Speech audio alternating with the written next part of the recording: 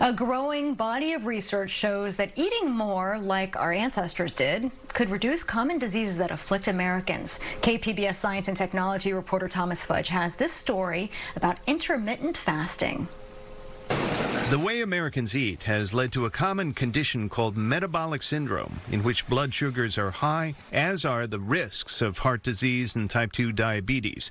Research shows that one answer to this is fasting. This is an exciting area. Mark Mattson is a neuroscientist at Johns Hopkins University. And now there's at least 150 clinical trials of intermittent fasting in humans with various disorders. Cancers, diabetes, certain neurological disorders, etc.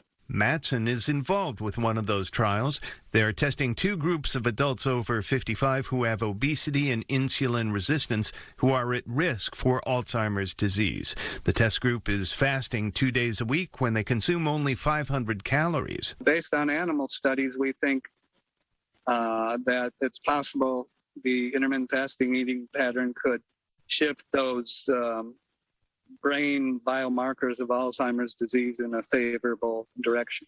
Emily Manoogian is a staff scientist at San Diego's Salk Institute who studies what she calls time-restricted eating.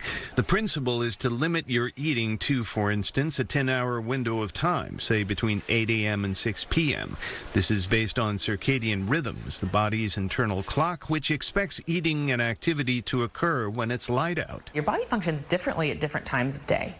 And so the way you process food during the middle of your day when you're active and you're going to be using that energy to function throughout the day is very different than how your body processes food at night when your body expects you to be sleeping. And she says the fast that occurs between dinner and breakfast is crucial for the body to process the sugar and fat they've stored away. Your body has to be able to be in at least a mildly fasted state.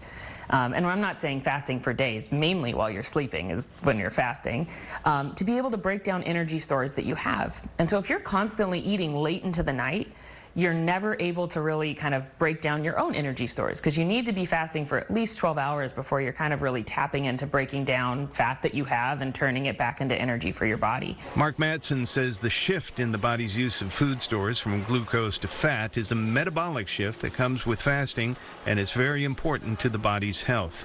Thomas Fudge, KPBS News. And you can find tonight's stories on our website, KPBS.